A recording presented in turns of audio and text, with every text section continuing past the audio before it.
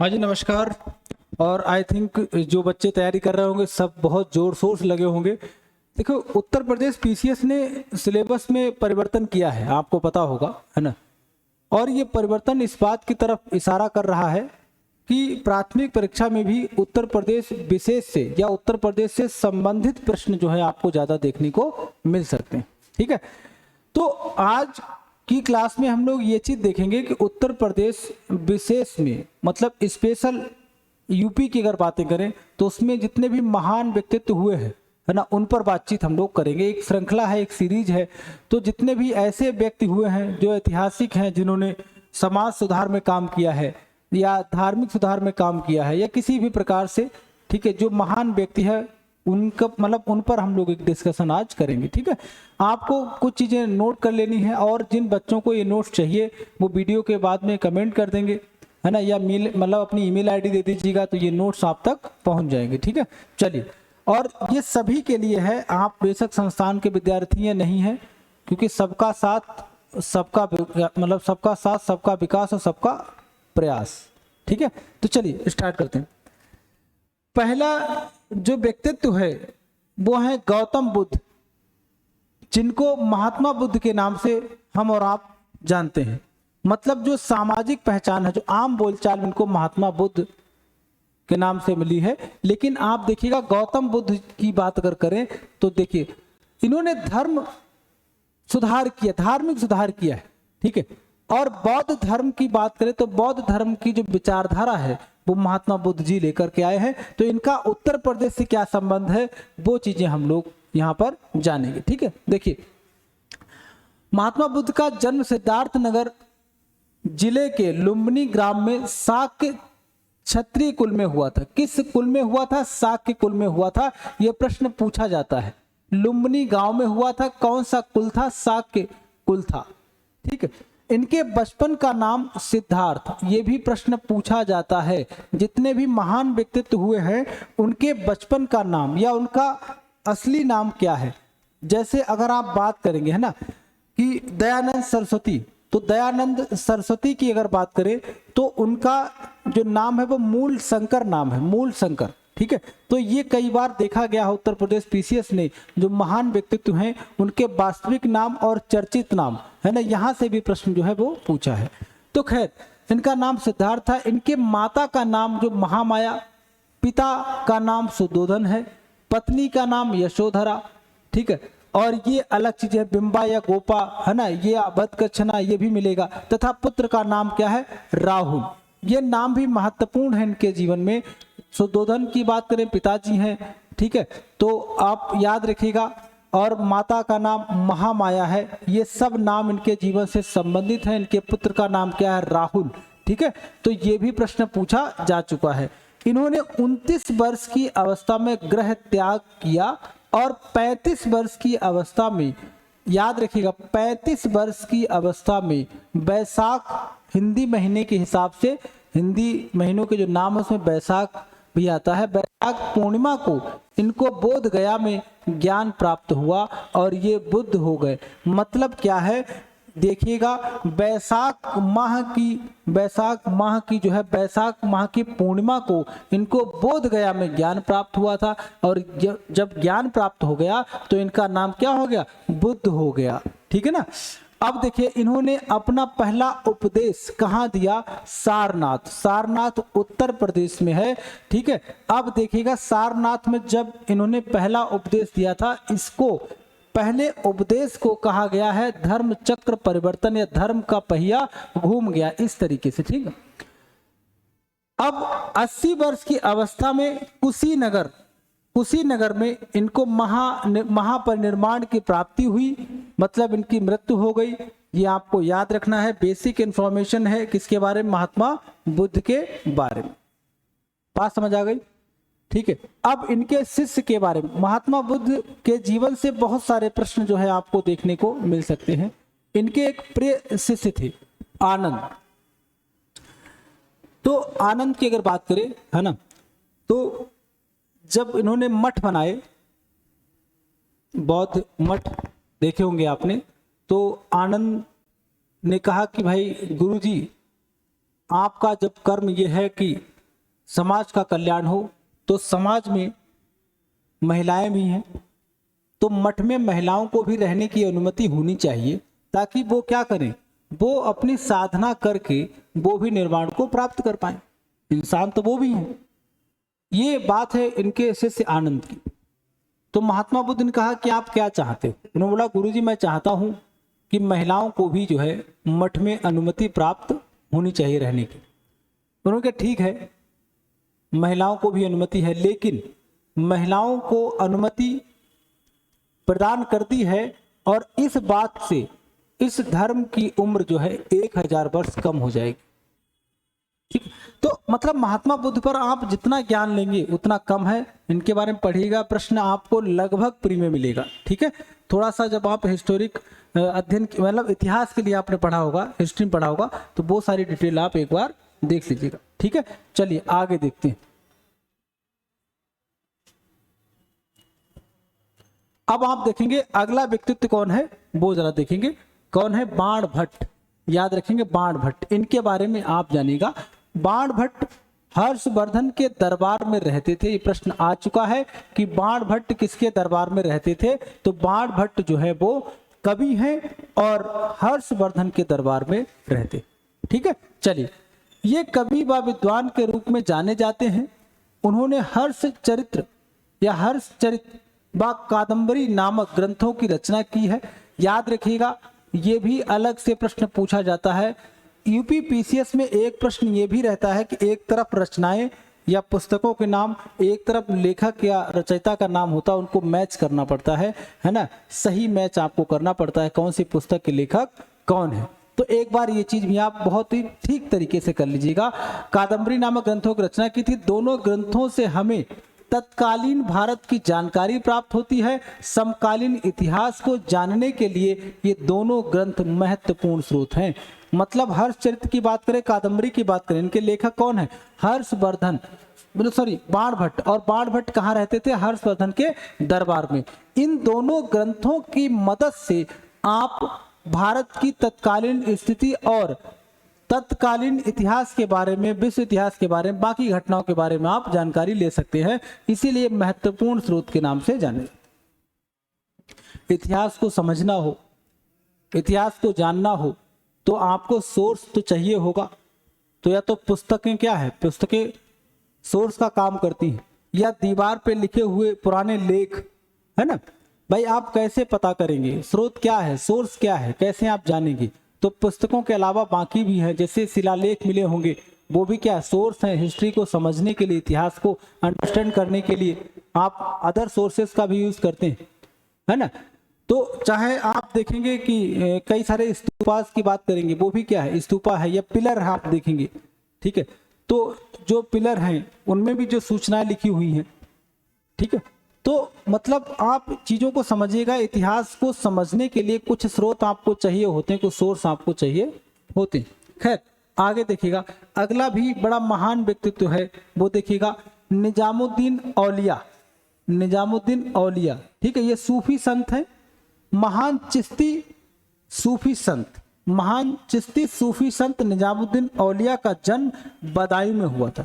यह प्रश्न आ चुका है, याद रखिएगा। इनका जन्म कहाँ हुआ था? उत्तर प्रदेश में। 1236 ईस्वी में हुआ था। ये सूफी संत बाबा फरीद के शिष्य हैं। ये भी प्रश्न आ चुका है, याद रखिएगा। निजामुद्दीन औलिया बाबा फरीद के शिष्य हैं। ठीक है, और आपने इतिहास में पढ़ा होगा, रिवीजन कर लीजिएगा कि सूफी संतों का भी एक क्रम रहा है। ठीक है ना, तो आप उसको भी एक बार देख लीजिए। सिलसिले हुआ करते थे सूफी संत। जब आप पढ़ेंगे तो यहाँ पर इनका जो वर्गीकरण है वो सिलसिले थे। किस सिलसिले का कौन सा सूफी संत है, तो इनके सिलसिले हुआ करते थे। तो आप जरा देखिएगा, फरीद के शिष्य, बाबा फरीद के शिष्य थे। इन्होंने अपना महत्वपूर्ण जीवन सूफी धर्म के प्रचार में लगाया। 1325 ईस्वी में इनकी मृत्यु हो गई।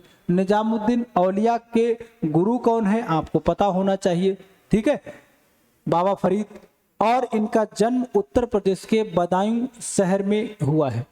बदायूं के बारे में एक बात याद रखिएगा, उत्तर प्रदेश का बदायूं ऐसा जिला है जो सबसे अधिक जिलों के साथ अपनी सीमा साझा करता है।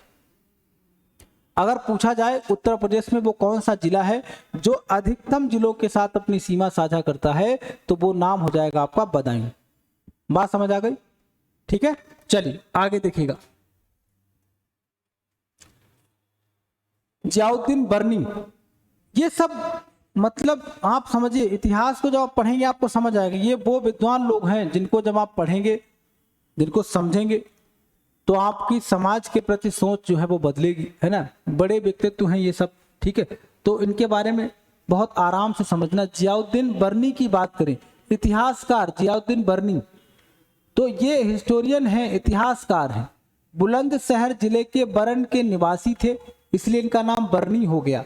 पहले आप देखिएगा, या अभी भी पंजाब जैसे राज्यों में या कुछ और राज्य हैं जहां पर आपका नाम के आगे गांव का नाम होता है, ठीक है ना।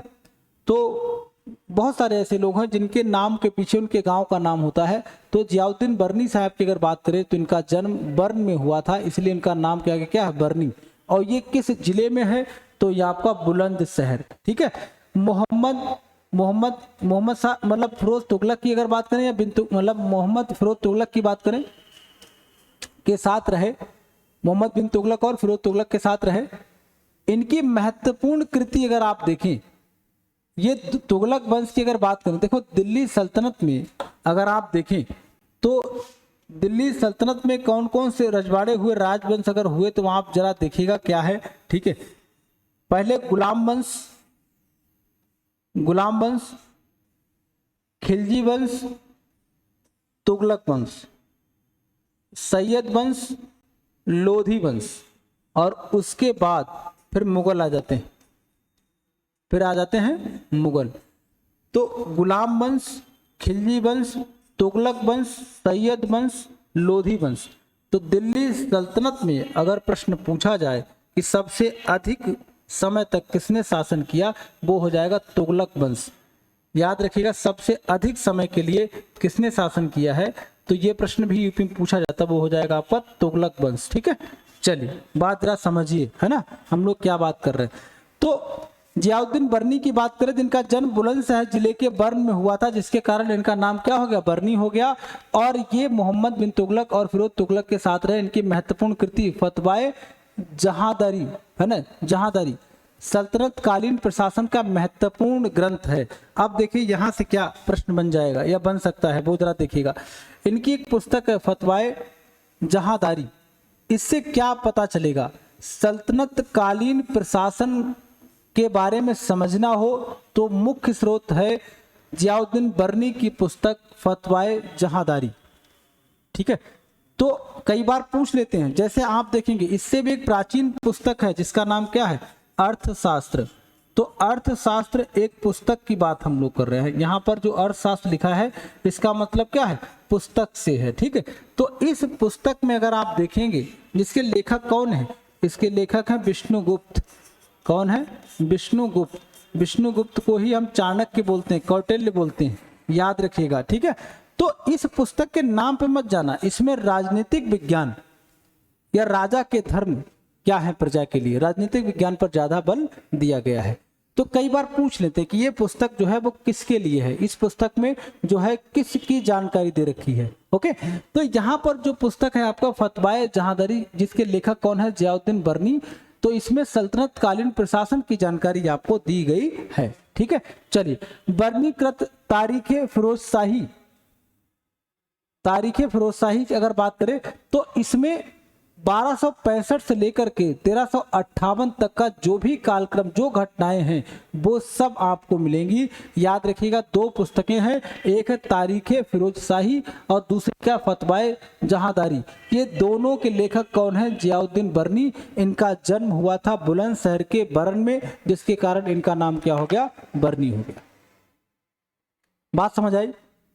हम लोग जानकारी कर रहे हैं उत्तर प्रदेश में जो महत्वपूर्ण व्यक्तित्व रहे हैं उनके बारे में जानने, क्योंकि इस बार सिलेबस चेंज हुआ है, तो हो सकता है या महत्वपूर्ण बातों मतलब उत्तर प्रदेश के बारे में आपको याद रखनी है, क्योंकि जब प्रश्न पूछने का पैटर्न चेंज हुआ है तो आपको तैयारी के बारे में भी मतलब थोड़ा सा रीथिंक करना पड़ेगा कि अब आपकी तैयारी में क्या क्या चीजें पहले प्राथमिकताएं रखती हैं। उत्तर प्रदेश स्पेशल से जो है प्रश्न ज्यादा पूछे जाने की संभावना अधिक है, पीटी में भी है ना। मेंस में तो 2 पेपर ऐड कर ही दिया है। चलिए आगे पहुंचते हैं। अमीर खुसरो, इनके बारे में जितना पढ़ा जाए उतना कम है, बहुत विद्वान व्यक्ति हैं अमीर खुसरो। ठीक है, अमीर खुसरो साहब की अगर बात करते हैं तो बहुत सारी बातें इनके बारे में आपको देखने को मिलेंगी। देखिए, अमीर खुसरो का जन्म 1253 ईस्वी में पटियाली, और पटियाली कहां पर है, कासगंज में हुआ था। याद रखिएगा इनका जन्म कहां हुआ, या तो वो स्मॉल लोकेशन पूछ लेंगे तो पटियाली हो जाएगा, और कहां पर पटियाली कहां है, कासगंज में हुआ था। वहां उन्होंने हिंदी, उस समय हिंदी को हिंदवी कहते थे क्योंकि भारत नाम नहीं था, हिंदुस्तान था या हिंद था, तो हिंद की भाषा हिंदवी। ठीक है, तो कासगंज में हुआ, उन्होंने हिंदी में रचनाएं की थी। फारसी भाषा के महान कवि व इतिहासकार थे। अपने को भारतीय तोता या तोताए हिंद कहते थे। तोताए हिंद के नाम से कौन जाना जाता है, अमीर खुसरो। ये प्रश्न जो है वो कई बार पूछा जा चुका है। ठीक है, आगे देखिएगा, उन्हें हिंदी खड़ी बोली का जनक माना जाता है। आजकल जिस हिंदी की खड़ी बोली में हम लोग बातचीत करते हैं उसका जनक कौन है, अमीर खुसरो। याद रखेंगे, अमीर खुसरो शेख निजामुद्दीन औलिया के शिष्य थे। याद रखिएगा, चिश्ती समुदाय के संत हैं निजामुद्दीन औलिया। निजामुद्दीन औलिया के गुरु कौन है, बाबा फरीद, और अमीर खुसरो के गुरु कौन है, निजामुद्दीन औलिया। तो ये भी प्रश्न पूछा जा सकता है कि अमीर खुसरो किसके शिष्य थे, तो आप बताएंगे कि चिश्ती संत निजामुद्दीन औलिया के संत थे अमीर खुसरो। ठीक है, आगे देखिए, वह गयासुद्दीन बलबन के पुत्र मोहम्मद सुल्तान, अवध के सूबेदार अमीर अली, कुतुब मुबारक शाह, सुल्तान जलालुद्दीन खिलजी व सुल्तान अलाउद्दीन खिलजी के दरबार में रहे थे। मतलब आप व्यक्तित्व देखिएगा, कई सुल्तानों के साथ काम करने का अनुभव है तो ज्ञान भी ज्यादा होगा। वह महत्वपूर्ण भारत का भ्रमण कर चुके थे। सबसे महत्वपूर्ण बात यही है, उन्होंने विभिन्न विषयों पर लगभग 100 पुस्तकें लिखी।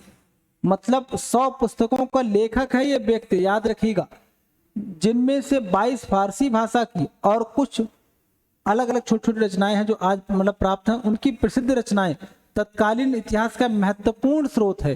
कुछ प्रमुख रचनाएं जैसे क्या है वो आप देखिए, जिसमें क्या क्या ज्यादा पूछा जाता है। तो देखिए, दिवल रानी आप देख लीजिएगा। ठीक है, और तुगलक नामा, ये कुछ रचनाएं हैं, ये बहुत ज्यादा एग्जाम में पूछी जाती हैं। और उर्दू का विकास भी इन्होंने किया है, हिंदी खड़ी भाषा का विकास भी इन्होंने किया है।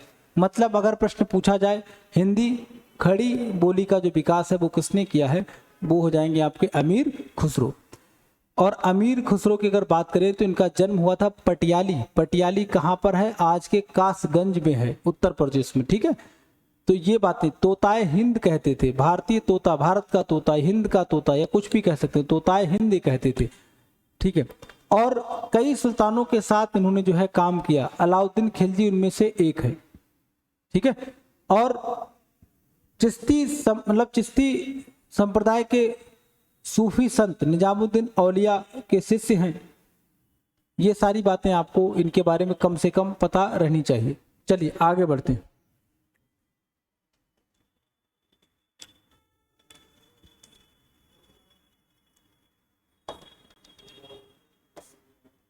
टोडरमल बहुत महत्वपूर्ण व्यक्तित्व हैं। कई प्रश्न आपको मिलेंगे, इतिहास में आपने खूब पढ़ा होगा इनके बारे में।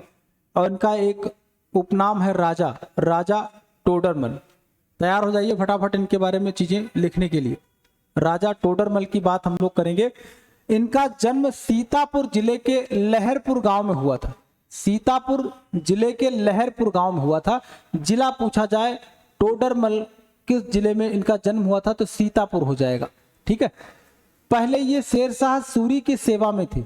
याद रखिएगा, अगर स्टेटमेंट पूछ ले क्या टोडरमल शेरशाह सूरी के प्रशासन में कार्यरत थे, यस। ठीक है, अब आप देखिए, बाद में मुगलों की सेवा में आ गए।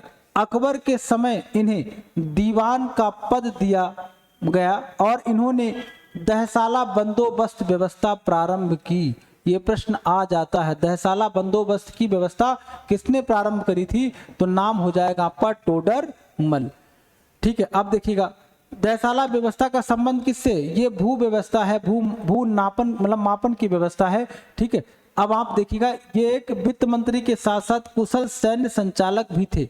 अबुल फजल की अगर बात करेंगे, अब अगले व्यक्ति हैं अबुल फजल, है ना। इनका जन्म 1550 ईस्वी में आगरा में हुआ था। ये शेख मुबारक के पुत्र व शेख फैजी के छोटे भाई थे।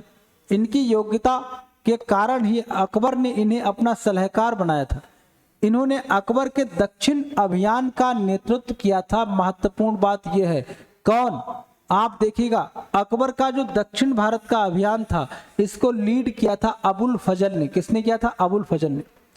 वे तुर्की, फारसी, संस्कृत, अरबी तथा हिंदी में विद्वान थे। उनकी 2 रचनाएं अकबरनामा, आईने अकबरी, ये सबसे महत्वपूर्ण पुस्तकें हैं। हम किसकी बात कर रहे हैं? अबुल फजल की।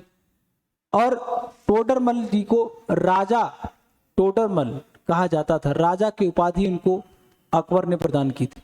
और सम्राट अकबर के बारे में एक बात और है कि वो पढ़े लिखे नहीं थे। आप देखिएगा अगर पूछा जाए कौन सा मुगल राजा या सम्राट ऐसा था जो पढ़ा लिखा नहीं था, तो वो है आपके सम्राट अकबर। ठीक है, भारत में महान सम्राट में 2 चुने जाते हैं। एक तो महान सम्राट अकबर हैं, दूसरे आपके अशोक, महान सम्राट अशोक। ठीक है, चलिए तो ये बात समझ आ गई। ठीक है, चलिए अब आगे देखते हैं। अगला व्यक्तित्व कौन है? बीरबल। नाम सुना होगा, चुटकुलों में सुना होगा, अकबर बीरबल के किस्से, तमाम चीजें जरा जान लेते हैं इनके बारे में। इनका जन्म जालौन के कालपी गांव में हुआ था। ये प्रश्न आता रहता है, जालौन के कालपी गांव में हुआ था। ठीक है, किसकी बात कर रहे हैं हम लोग? बीरबल की बात कर रहे हैं। 1528 में एक ब्राह्मण परिवार में इनका जन्म हुआ था। इनका मूल नाम महेश दास था। क्या नाम था इनका? महेश दास। ये भी प्रश्न आ चुका है कि बीरबल जी का वास्तविक नाम या मूल नाम क्या है? महेश दास। अच्छा, अब बहुत तेज दिमाग था, हास्य प्रसन्न व्यक्ति थे, मुस्कुराते रहते थे, है ना, बहुत विवेक वाले व्यक्ति थे। पहले ये रीवा नरेश रामचंद्र बघेल के दरबार में थे। फिर देखिए आप कहाँ हैं? आमेर के राजा भगवान दास के दरबार में। अंत में ये अकबर के दरबार में इन्होंने सेवाएं मतलब दी हैं। अकबर ने अपने दरबार के 9 रत्नों में, आपने सुना होगा कि सम्राट अकबर के दरबार में 9 रत्न हुआ करते थे, 9 विद्वान हुआ करते थे। उन्हीं विद्वानों को रत्न कहा गया। तो उनमें से एक बीरबल भी थे। ठीक है, उन्हें सम्मिलित किया गया। अकबर के दीने इलाही स्वीकार करने वाले एक प्रथम व्यक्ति थे। मतलब आपको पता होगा कि अकबर ने एक धर्म तो नहीं कह सकते, है ना, एक उन्होंने मतलब एक पंथ या जीवन जीने के लिए कुछ मतलब नियम बनाए, या उसको लोग धर्म बोल देते हैं। अकबर ने किस धर्म की शुरुआत की? तो प्रॉपर धर्म बोलना ठीक नहीं है।